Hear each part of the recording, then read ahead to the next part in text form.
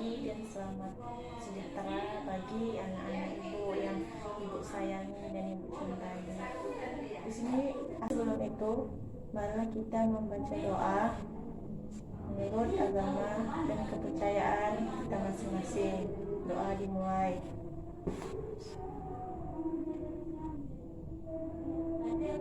Doa selesai.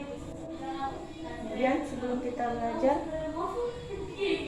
alangkah baiknya kita membaca surah pendek, yaitu kita baca surah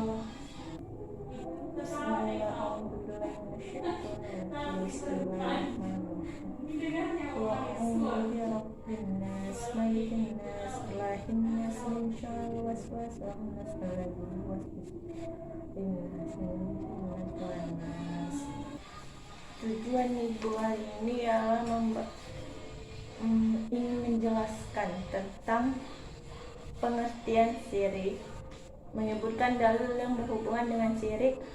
Yang ketiga, menjelaskan macam-macam perbuatan syirik. Yang keempat, contoh syirik di dalam lingkungan masyarakat. Yang kelima, apa saja bahaya terhadap syirik tersebut. Kemudian yang terakhir, bagaimana caranya menghindari perbuatan syirik. Langsung saja saya akan menjelaskan tentang pengertian syirik. Syirik adalah perbuatan atau anggapan iktikad menyekutukan Allah Subhanahu wa taala dengan yang lain, seakan-akan ada yang maha kuasa di samping Allah Subhanahu wa taala. Orang yang menyekutukan Allah disebut musyrik. Syirik merupakan dosa besar yang tidak terampuni, seperti difirmankan oleh Allah Subhanahu wa taala. Kemudian Ibu akan menjelaskan tentang macam-macam syirik. Macam-macam syirik itu ada dua macam, yaitu syirik besar atau disebut dengan syirik jali dan syirik ashar, syirik kecil atau disebut juga dengan syirik khafi, yaitu syirik samar-samar. Terus contoh perilaku orang yang berbuat syirik itu ialah seperti di dalam Al-Quran maupun kisah-kisah dalam sejarah Islam.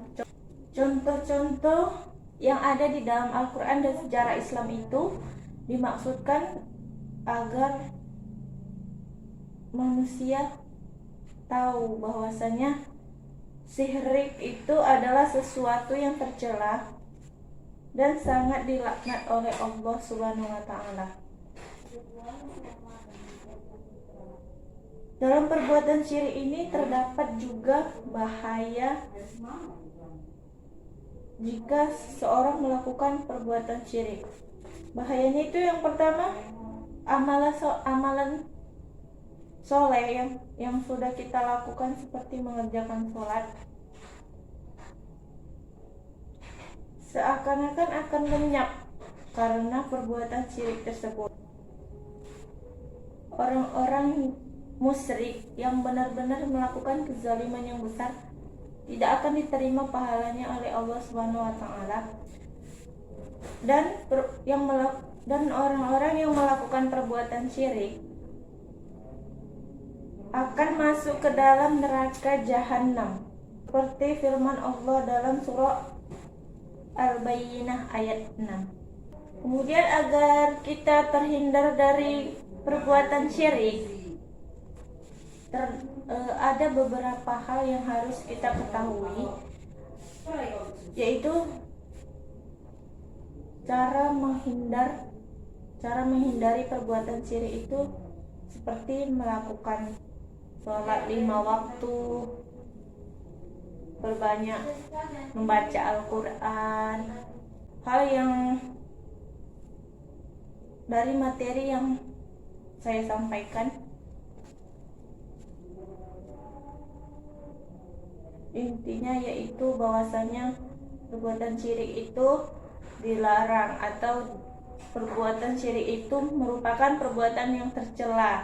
Selalu berusaha meningkatkan ketakwaan, keimanan terhadap Allah Subhanahu wa taala. Insya Allah apa yang sudah kita lakukan, dan jika tidak ada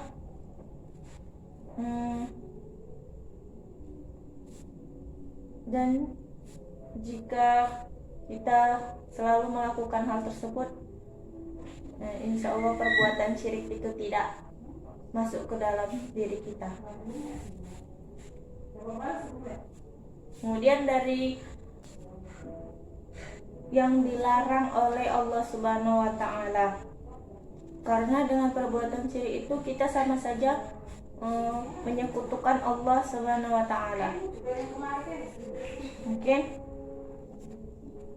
inilah yang dapat saya sampaikan tentang perbuatan syirik. Diharapkan kepada seluruh siswa, anak-anak semuanya, mencari contoh-contoh perbuatan syirik di dalam Al-Quran. Kemudian buatlah berkelompok dan diskusikan, lalu paparkan hasil yang sudah kalian lakukan. Oke, ini dia saya sampaikan, lebih kurangnya saya mohon maaf. Wabillahi taufiq wal hidayah. Assalamualaikum warahmatullahi wabarakatuh.